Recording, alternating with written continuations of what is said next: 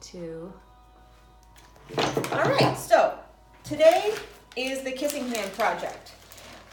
When you roll your clay cart over there and you're cutting your lumps of clay for all your students, they probably don't need anything larger than a tennis ball, softball. So make sure you have enough for each student plus a couple extras in case we have any breakage in the kiln. So you're going to pass out mats or boards only to start, and you're going to do the example at the front of the room. Now, when you're doing your example, you're going to take your clay and roll it kind of into a cylindrical shape because you want it, when you roll it out, you want it to be long enough to cut out your handprint. So you're going to plop it down, and you are going to roll it out starting in the middle, rocking back and forth, and you're going to flip it over, and you're going to do this until you get it to the desired thickness. And oh, you found a toothpick. All right, so you're going to roll and flip. And you want to flip it pretty frequently because you don't want it to stick to your board or your mat. They actually stick more to the mats. So it's very important that you have them flip frequently. Roll and flip. Now you want the thickness to be about the thickness of their pinky.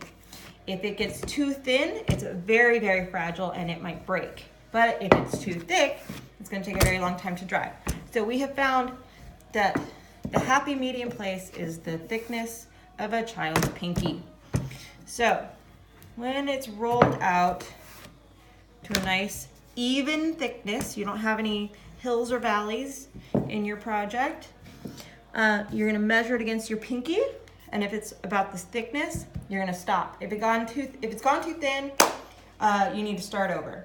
If it's too thick, keep going. So now what you're going to have the kids do, and they can partner up if they want to, but they're going to put one hand down, fingers together. We don't want a bunch of extra fingers, so we want fingers together, thumb close to the palm, and they're going to cut out their hand. If this is too difficult, they can, like I said, have a friend cut out their hand, or they could, here I'll show you from here, they can just drag it around to draw and then cut it out with the hand gone. But I like to just do it all in one motion. Now, you can't really get behind yourself. So I've got 90% of my hand, and then I'm just going to connect the ends. Okay, peel off the outside. That can be collected. Oh no, I shouldn't have done that. Okay, I'll tell you why in a second. So now you've got your hand, and it's not stuck to the mat. You're gonna flip it over, and you're gonna put your name, the room number, and the year. Bing, bang, boom. Now, you're gonna leave that aside, and the reason why I should not have done what I just did is because you're going to cut out a heart. Well, since I already mucked it up, I'm just gonna roll it out again. So I'm rolling it and flipping it, and you want it to be about that same thickness, but with the heart, actually, it can be thinner because it's going to get attached to the hand. So now I'm gonna make mine a little bit thinner just because it's easier for me to cut through the clay. Now you're going to cut out a heart, and the kids can just do this freehand. It can be a big heart, it can be a tiny heart, it can be an asymmetrical heart, it can be a swirly heart. So now I've got a heart and a hand. All right, at this point, all the rollers collected and put back in the tub so they're not tempted to use them as lightsabers. And you can pass out small containers of water. 1 container for every 2 to 3 people is fine. And it should only be about a quarter to a half full. Now what you're gonna do is you're gonna have the kids attach the heart to the palm of the hand. And the way they're gonna do that is by scoring. Actually, I like that side of the heart. So I'm going to use this as the bottom.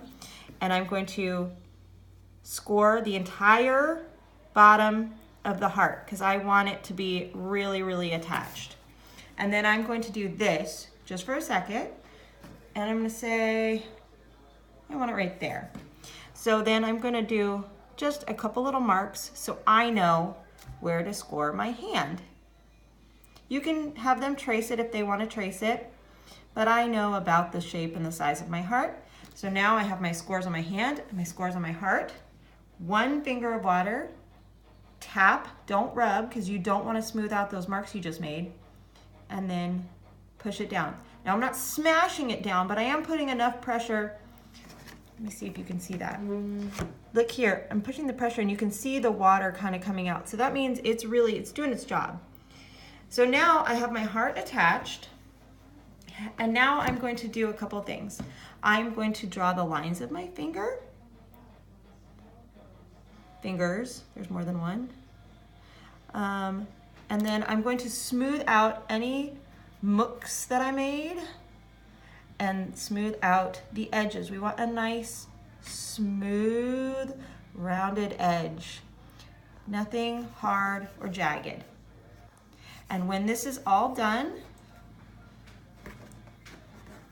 you're going to take it and you're going to place it in one of the drying bowls that I don't have here because that would mean I was prepared for this.